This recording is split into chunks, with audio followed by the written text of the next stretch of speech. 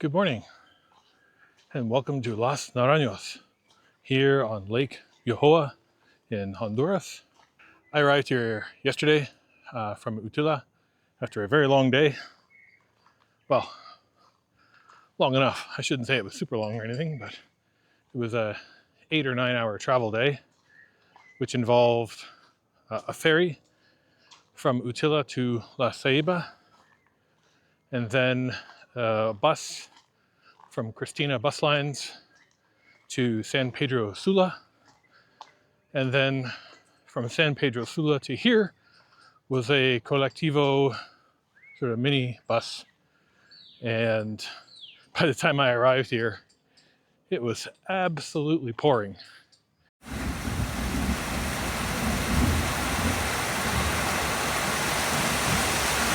Some of the craziest rain and thunder and lightning, to the point where I was coming up in the colectivo and the water was running down the road like a river as fast as we were driving through it.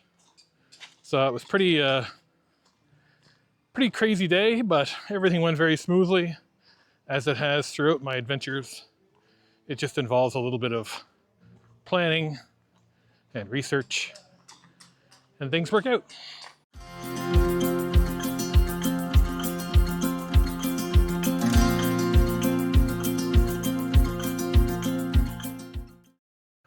So I have 2 full days here in Los Naranjos, and I thought today we'd take a walk down. There's an eco park here in the center of the town. It's run by the government and has a number of cool things in it, actually. So there are some ruins. They are not excavated or dug up in any way. And then there's also a really lovely view of the lake. So as I mentioned, we're here on Lake Yojoa, which is the largest freshwater lake in Honduras. It is about 76 square kilometers in size. And so for many who visit this part of the region of Honduras, this is sort of where people will base camp from, so to speak. There's a number of places around here you can stay. I'll be giving you a tour and a review of where I'm staying later. It's sort of a very local town, which gives you more of a real feel, I would say, to day-to-day life in Honduras. Some of the other places I've been thus far have been very tourist focused. Copan Ruinas and Utila. But this is definitely more of a local town, which is nice. We're just gonna head down this way a little bit. The eco park is only 2 or 3 minutes from here. The whole town you can circle in about 15, so not super huge, but it's nicer up here. It's cool, even with the rain and stuff. It's been low to mid 20s as opposed to low to mid 30s where I was up in Utila. As we get down here to the corner, I'll kind of show you up and down the main road here. It's a really pretty spot. We're just gonna head this way. Just at the end of the street here is the eco park. We might get some rain a little bit earlier in the day today, but we'll see what happens. I have my rain poncho with me and my big floppy hat, so no rain's gonna stop me.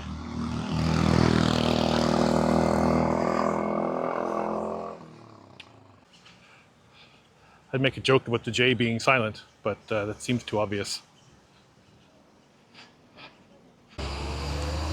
There's a river here that runs through town, and with all the rain at least the last few days since I've been here, she's got quite the force to it right now. This ultimately drains down into Lake Yojoa. The town itself does not actually sit directly on the lake. It's about, between 3/4 and 1 kilometer from here. But the eco park should give us a nice view of that as we walk through it.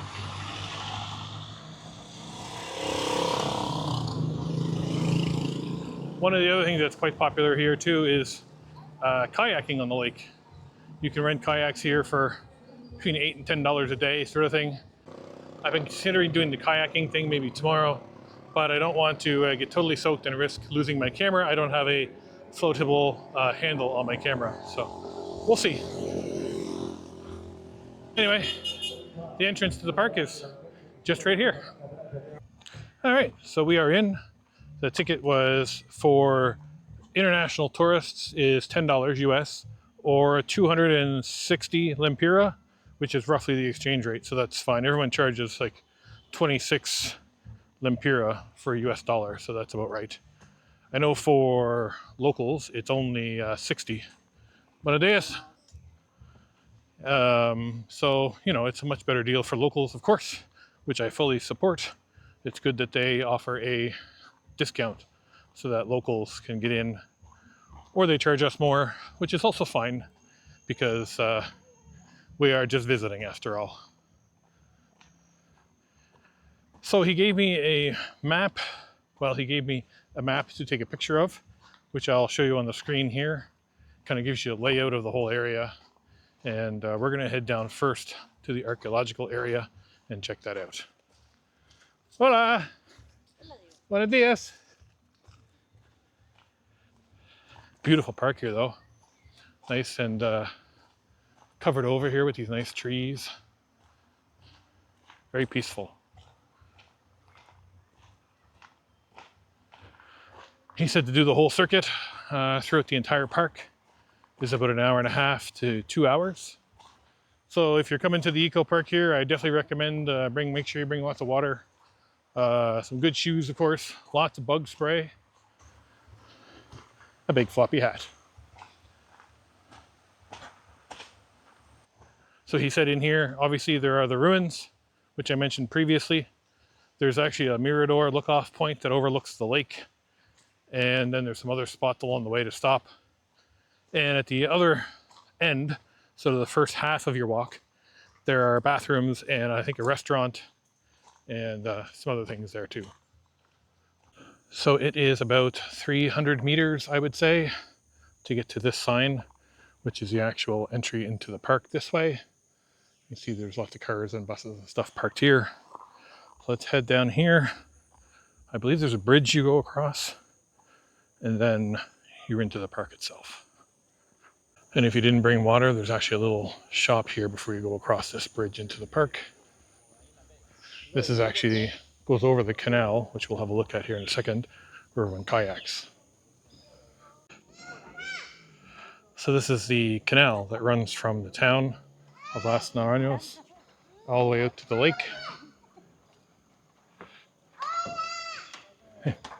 which you can just see up ahead there through the break.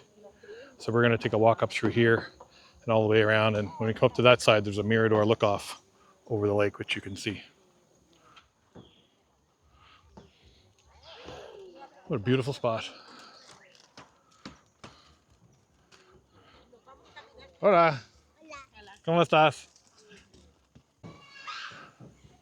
What a spot. Holy smokes. You can see all the people going down on the kayaks. And we're heading this way into the park on the other side of the bridge here.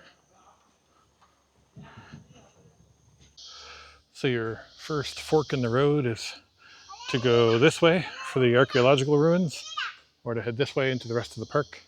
But we're going to go up and take a look at the ruins first. So if you're not familiar, the area of Honduras really was sort of the northern part of it, up near Copan Ruinas, was sort of the end of the Mayan Empire.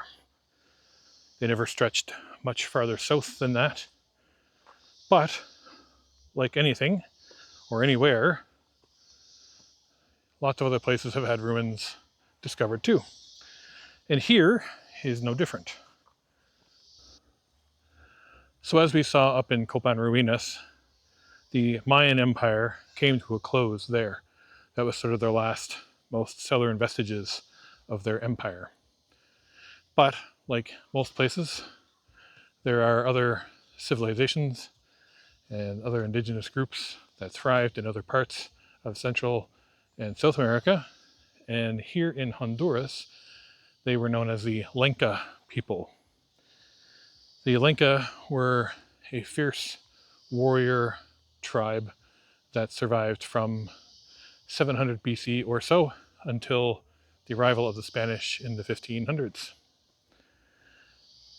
One of their most famous warriors was named Lempira.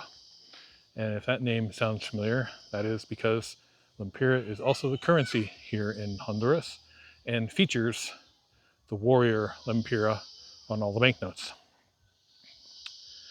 So Lempira was the leader of the Lenca tribes when the Spanish arrived, and he was the one who helped lead the battles to fight against the Spanish as they tried to take over this area. Obviously, they were eventually successful given their technological advancements and just sheer numbers. But the Lenca and the legacy of the peoples lives on here in Honduras. There is actually a section here in Honduras known as the Ruta Lenca, and that is a series of towns up in the highlands where many of the Lenca traditions and customs remain today. I may actually end up going there next, depending on availability of places to stay and things like that. But I think it'd be really interesting history where it's not as well known maybe internationally as the Mayan or the Inca or the Aztecs, but for this region, equally as important.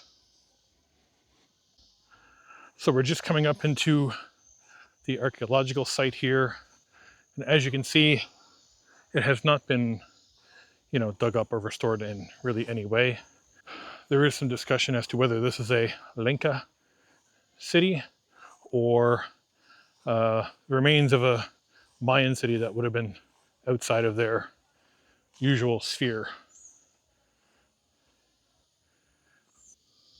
So we're going to take a walk around here in a second. I just wanted to have a look at this sign that's here. It talks about the adobe pyramids that are in front of me. This is one side of it, and we could loop around to the other side where we'll see more of it. This is structure 4 and is a ramp covered with round stones and has an altar at the base with holes in it for offerings. It was actually made out of adobe, which is blocks of soil that were dried in the sun. So that in and of itself is already quite different from some other places we've been to where much was cut out of, volcanic rock and stone and those types of things. Here, everything was built with dried blocks of dirt.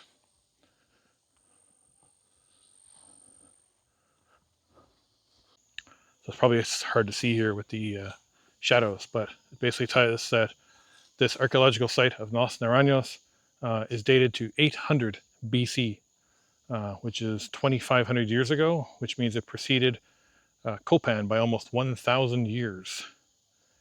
It is yet to be determined whether it was the Lenca themselves or Proto-Lenca, the people who would have come before them, who inhabited this area.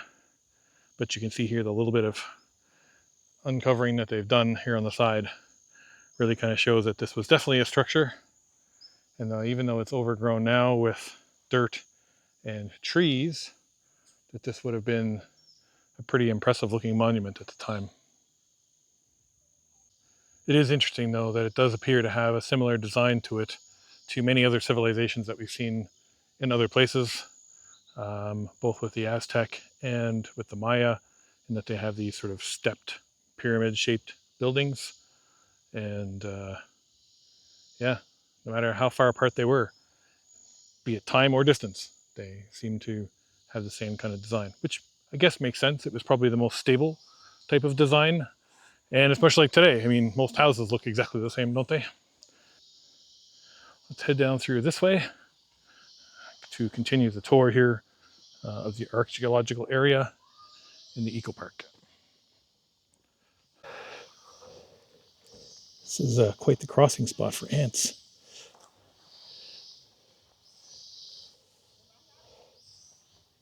So I just made my way up to the top of a look-off point here, about halfway through the archaeological area walk. And what you're looking at out here is private property that houses one of the other major structures. It's hard to see from here because of the trees, but one of the other larger monuments was just sort of up around this corner. And, obviously there's been, like I said, there's been nothing done here in terms of, digging or archaeological work on it. But a very cool place. And I hope that one day the Honduran government, where the sign does say that this is the second most important site in Honduras for archaeological work, that hopefully at some point that they will, uncover what's here to sort of find some more answers to many questions I'm sure they have. Anyway, let's head back down and continue our walk. There's just a sign here that briefly talks about how you can see this area has been dug out. And this was dug out by illegal diggers looking for treasure. And in this area, they have found things like gold, pottery, jewelry, things like that. And this is an example here of some of the digging that's happened. Unfortunately, these guys are hard at work.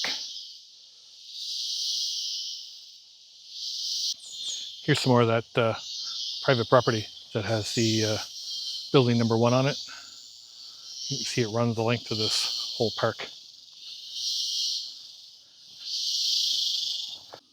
So it's kind of a good idea of the whole map. And we just sort of came down that purple walkway on the right through the ruins area. And now we're going to head up the other way.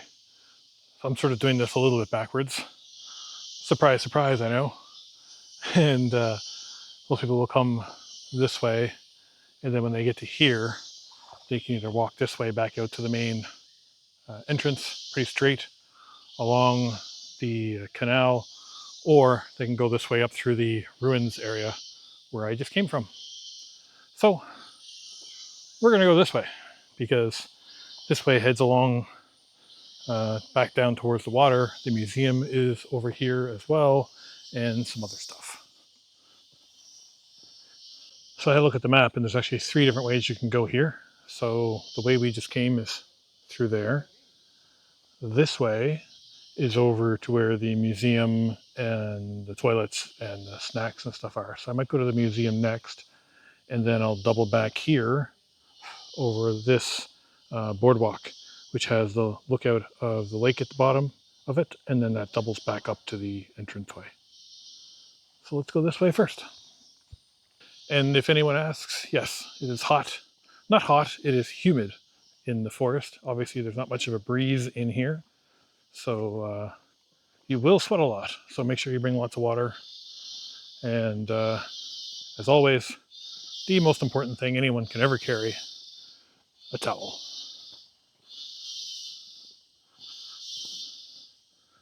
These little paved walkways here are nice because with all the rain the last 2 days, it's pretty swampy. So these are a little elevated and easier to walk on. So I just made it over to the museum here that's on the site, and it's really interesting. There's a lot of, it's not a big museum, but there's lots of stuff in it. And one of the things it kind of talks about at first here is sort of the history of the lake itself. They believe it might be volcanic in origin, but I would kept saying 78 square kilometers, but they're saying here it's actually 89 square kilometers in size. Around the lake itself, there are 10 different archaeological sites, most of which have not been excavated. So here's where we are here at the top, Los Naranjos. And then there's actually one on an island in the middle of the lake, and then the other ones surround it. Actually 2 on islands, the one here too. So there's a timeline here that talks about the occupation of the different areas. So they've got obviously from 1500 BC. So they've got from 1500 AD all the way back to 1300 BC. So they get pre-classic, classic, post-classic periods. And then the two different lines there, one is talking about Copan and the other one here in Los Naranjos. Here's an example of some of the things that they have found on some of these sites. Some pottery, more arrowheads, things like that. And it's interesting because we've seen some other places how detailed and designed some of the pottery is. And same sort of thing here, depending on the time period.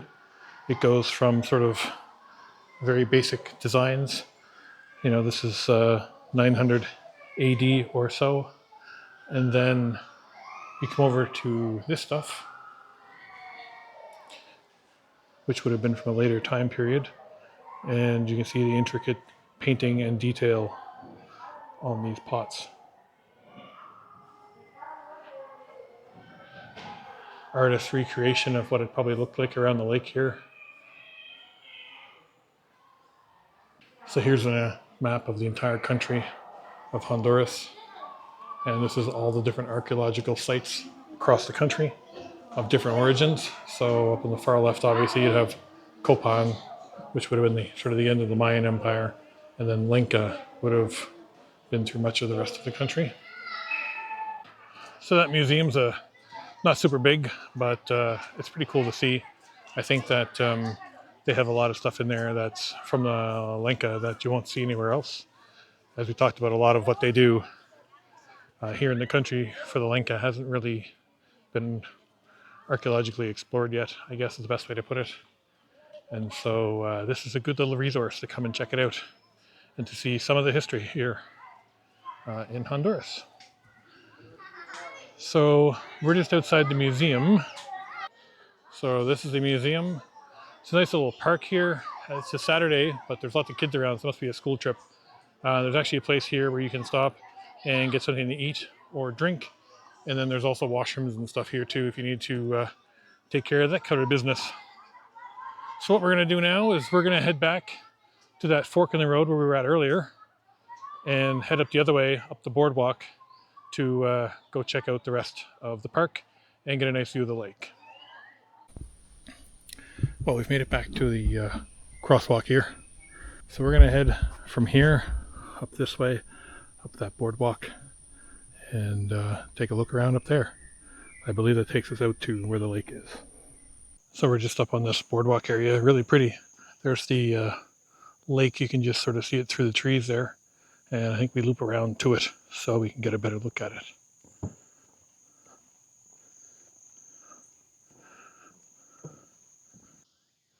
Welcome to Lake Yojoa here in Honduras. So the lake on this side actually got quite a bit of like this swampy kind of marshland stuff here. That's why the town doesn't come down to the lake, because all this area is just all kind of like swampy, mucky, muddy stuff.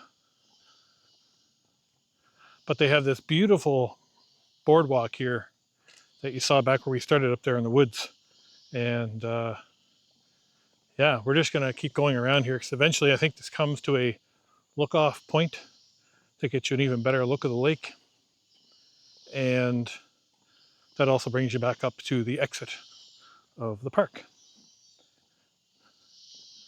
Absolutely stunning place here. Yeah, I mean, if you're in the Lake Yojoa area and you're here just to kayak or whatever, make sure you come and check out this park too, because it is well worth your time. It is definitely getting warmer. The clouds are burning off and the sun is coming out. So it is that time of day. It is 1 o'clock in the afternoon now. So it's getting to that point of the hottest part of the day.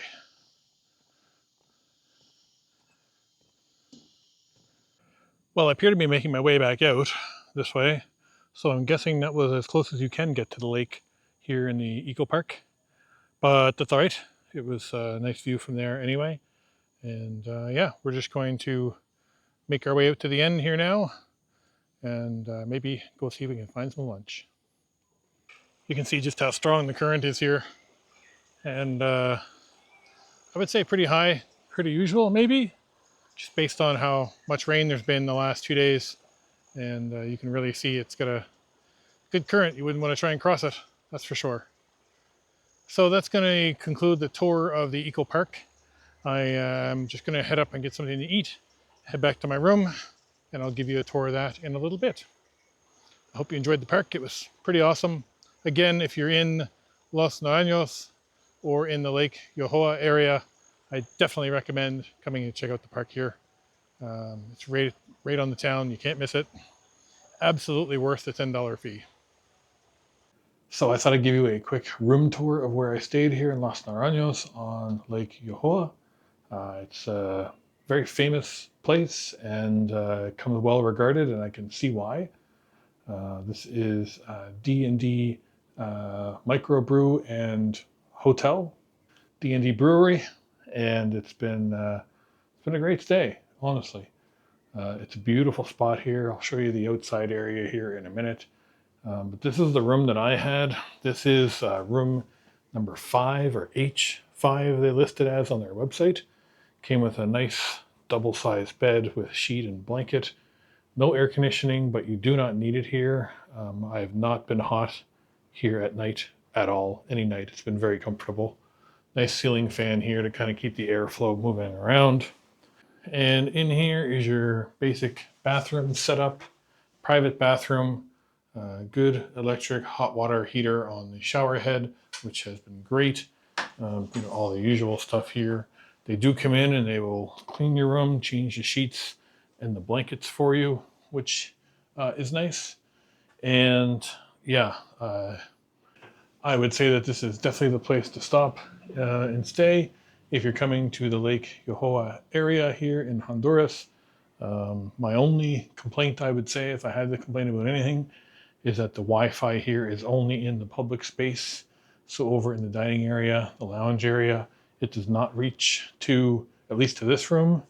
And I walked around the site a little bit, and most rooms are not within range for the Wi-Fi. So that was my only sort of problem, I guess, while I was here. But other than that, it's great. Let's take a walk outside and I'll show you the rest of the space. So as you can see, this area is very much right in the green sort of rainforest. And it's a fantastic spot if you want to come and just hang out, which is what I did for a lot of the time I'm here, which has been nice to get some work done. There are, there's units in this building here. My room was in this building here.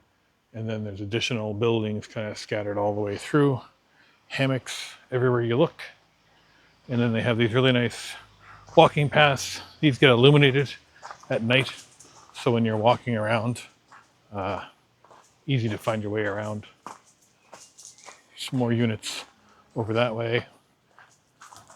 There's additional shared bathrooms here if you're down here having a meal in the dining area and you want to just quickly go here or wash your hands or whatever. And then in through here, there's kind of a common area. So they've got this nice fire pit set up here with, 10 or 12 chairs around it. There's a dining area just right behind there with lots of tables. Take a walk around that way. More units up over here. They've got this really nice sign here that kind of shows you the distances, all the different places. And this is sort of the main entrance when you first come down those stairs. So over this way, as I mentioned, there's the dining area here. And in through this way, there's a nice bar area here, fully stocked. They have their own microbrewery here on site. So they have 4 or 5 different brews available at any time. And they're pretty good. So I would definitely recommend it if you're here to come and check some of those out. Some more sitting areas over this way. More units back there. And then over this way is sort of the secondary seating area. This is kind of where I've been working for most of the week, just kind of here at this table. And it's been really good. So anyway, that's just a quick tour of the space. Really happy with it overall. As you can see, the trees and everything around you here are really nice. and it's been very, very relaxing. So again, this is D&D Brewery. So if you're coming to Los Naranjos here around the Lake Yojoa area in Honduras, it's absolutely the place to stay. Can't recommend it enough. Put the price on the screen here because it is almost too good to be true. That was for the private room. And if you rent for a week, you get your 7th night free. So you only pay for 6.